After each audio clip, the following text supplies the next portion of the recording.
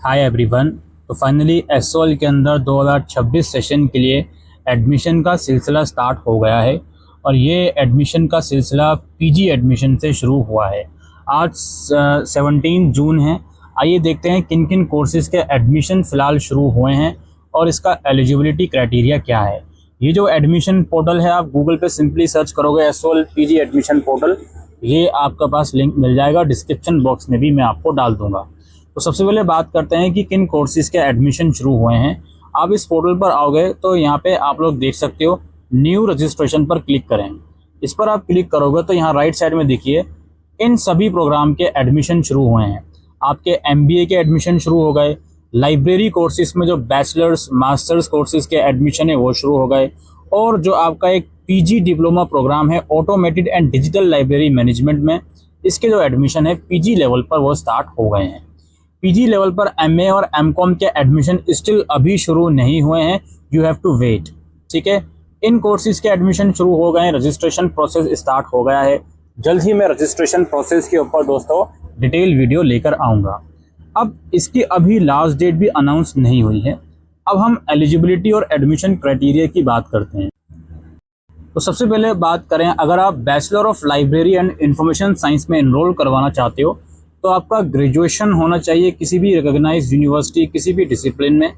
अगर आप मास्टर्स करना चाहते हो लाइब्रेरी साइंस में तो उस कंडीशन में आपके पास बैचलर डिग्री लाइब्रेरी साइंस की होनी चाहिए, एग्रीगेट 50% मार्क्स के साथ, और बाकी रिजर्वेशन वाली कैटेगरी के लिए रिलैक्सेशन है। और अगर आप पीजी डिप्लोमा करना चाहते हो automated and digital library management में तो आपके पास बैचलर या मास्टर डिग्री लाइब्रेरी फील्ड की होनी चाहिए। दोस्तों, लाइब्रेरी कोर्सेज में कोई एंट्रेंस नहीं होता, कोई मेरिट नहीं बनती। अगर आप एलिजिबिलिटी क्राइटेरिया फुलफिल कर रहे हो तो डायरेक्ट इसमें एडमिशन हो जाता है, कोई इसमें सीट्स की लिमिटेशन नहीं है। अगर आप फाइनल ईयर में हो यू कैन अप्लाई, कोई दिक्कत वाली बात नहीं है। या फिर आप वेट कर सकते हो रिजल्ट का, उसके बाद भी फॉर्म खुले रहेंगे तो भी आप अप्लाई कर सकते हो। अगर आप as an awaited candidate apply करोगे तो अभी फीस नहीं भरनी पड़ेगी, इसमें रजिस्ट्रेशन फीस नहीं, डायरेक्ट एडमिशन फीस जाती है। 10-12 हज़ार रुपये इसकी फ़ीस होगी। हो सकता है अभी एडमिशन फीस नहीं ली जा रही हो तो इंतज़ार कर लीजिएगा, डायरेक्टली आप सिर्फ रजिस्ट्रेशन कर सकते हैं।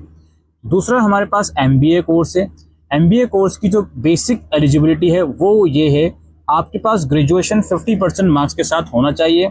ओबीसी कैटेगरी है तो 45%, एससी एसटी है तो पासिंग मार्क्स के साथ होना चाहिए, डिसेबल है तो 45% मार्क्स होने चाहिए। एमबीए के अंदर कोई भी एंट्रेंस नहीं होता, एमबीए के अंदर सीट्स लिमिटेड होती हैं, तो एडमिशन मेरिट के आधार पे होता है, आपके ग्रेजुएशन के मार्क्स के आधार पर। अगर आपके पास कोई वर्किंग एक्सपीरियंस है तो 20% का वेटेज आपको मेरिट के अंदर मिलता है। यहाँ पर आप लोग देख सकते हो कि 1 साल का कम से कम अगर आपके पास एक्सपीरियंस है तो 5% का वेटेज, 2 साल का है तो 10% का वेटेज, 3 साल का है तो 15, और 4 साल का तो 20% का एडिशनल वेटेज आपको मिलता है। इसके अलावा एमबीए में और भी कैटेगरीज हैं। अगर आपके पास एमबीबीएस बीडीएस वगैरह की डिग्री है यू आर एलिजिबल।